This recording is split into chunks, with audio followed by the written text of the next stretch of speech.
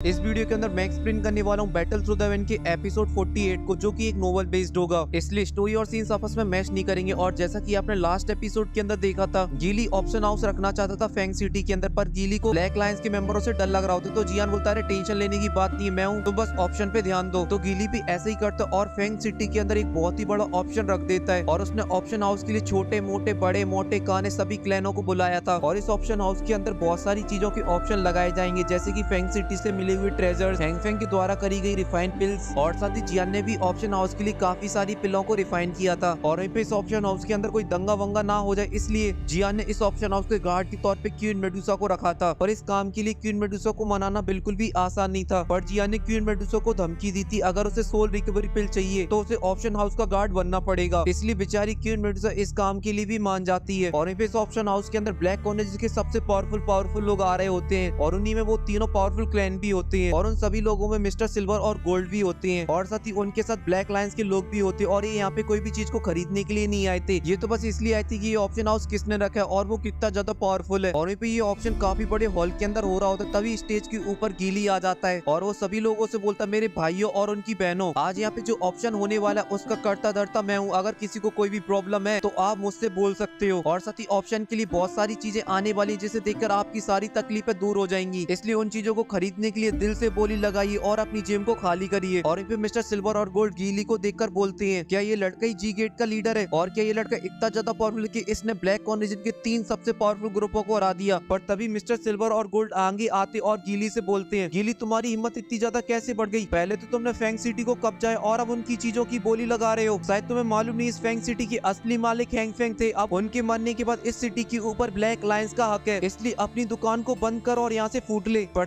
आजकल ना टैलेंट की किसी को कदर ही नहीं है, लेकिन प्लेयर स्पोर्ट करता है टैलेंट की वैल्यू। आप अपने टैलेंट से आप प्लेयर स्पोर्ट पे 50 लाख तक का बिनिंग कर सकते हो, और वो भी डेली। प्लेयर स्पोर्ट पे 15 से भी ज्यादा गेम्स हैं, जैसे कि ludo, snake and ladder, chess, sea fight. यार मतलब सोचो, लूडो जैसे कैजुअल गेम खेलकर भी आप लोग लाखों की विनिंग कर सकते हो। ये हुई ना मजे की बात। भाई अब आप लोग पूछोगे प्लेयर स्पोर्ट ही क्यों, तो प्लेयर स्पोर्ट पे 1.5 सीआर से भी ज्यादा यूजर है, और player sport safe and secure application होने के साथ यहाँ पर इजिली विड्रॉल होता है। मतलब विनिंग अमाउंट को आप डायरेक्ट अकाउंट में ट्रांसफर कर सकते हो। एक और मजे की बात बताता हूँ, मेरी लिंक से डाउनलोड करने पर एंड मेरा रेफरल कोड यूज करते हो प्ले 200, तो आपको 200 रुपए का साइन अप बोनस मिलेगा। अब यहाँ अपने टैलेंट को वेस्ट मत करो, सीधा डिस्क्रिप्शन में जाओ, मेरी लिंक से ऐप को डाउनलोड करो और लाखों की बिनिंग करके अपने टैलेंट का प्रदर्शन करो, क्योंकि प्लेयर स्पोर्ट पे मिलती है टैलेंट की वैल्यू। अभी वहाँ पे जियान आ जाता और बोलता, मिस्टर सिल्वर और गोल्ड आप शायद भूल रहे हो, जब मेरी और हैंग फैंग की लास्ट टाइम फाइट हुई थी तब उसने बोला था अगर मैंने उसे हरा दिया तो उसकी हर एक चीज मेरी हो जाएगी, इस वजह से अब ये सिटी मेरी है। और जब जियान को वहाँ पे मिस्टर सिल्वर और गोल्ड देखते तो वो काफी ज्यादा डर जाते हैं, पर वो ऐसा कोई भी रिएक्शन नहीं देते कि वो जियान से डर गए, क्योंकि वहाँ पे काफी सारे लोग थे। तभी मिस्टर सिल्वर बोलता, जियान तुम्हारी हिम्मत इतनी कैसे बढ़ गई कि तुमने फैंग सिटी के ऊपर कब्जा कर लिया? शायद तुम भूल रहे हो कि हमारा ब्लैक लायंस कितना ज्यादा पावरफुल है। तो जियान बोलते, तुम्हारे ब्लैक लायंस की माँ की आंख, क्योंकि तुम्हारे ब्लैक लायंस के अंदर एक भी मेंबर ऐसा नहीं जो मेरा कुछ भी बिगाड़ पाए। और हाँ, अगर तुम दोनों ने यहाँ पे कोई भी पंगा खड़ा करने की कोशिश की तो तुम अपनी मौत के जिम्मेदार खुद होगे। ये सुनती मिस्टर सिल्वर और गोल्ड काफी ज्यादा भड़क जाते और बोलते, क्या तुम मुझसे फाइट करना चाहते हो? तो जियान बोलता, मैं डरता थोड़ी ना, तुमसे आ जाओ एक एक करके, देख लेते वन यू में कौन कितना ज्यादा पावरफुल है। तो मिस्टर सिल्वर और गोल्ड बोलते, एक एक करके क्यों, हम दोनों तो साथ में आएंगे, क्योंकि यहाँ पे कोई कंपटीशन नहीं हो रहा है। और ये बोलते वो दोनों अपने आप को कंबाइन कर लेते हैं, और जब वो दोनों कंबाइन हो जाते तो उनका लेवल काफी ज्यादा बढ़ जाता है और अब वो एक लाइट डाउन सॉन्ग से फाइट कर सकते हैं। और ये सब देख के जियान समझ जाता है ये लातों के भूत है, ये बातों से नहीं मानने वाले हैं। तभी वो एक इशारा करता है और वहाँ पे आ जाती one and only queen Medusa.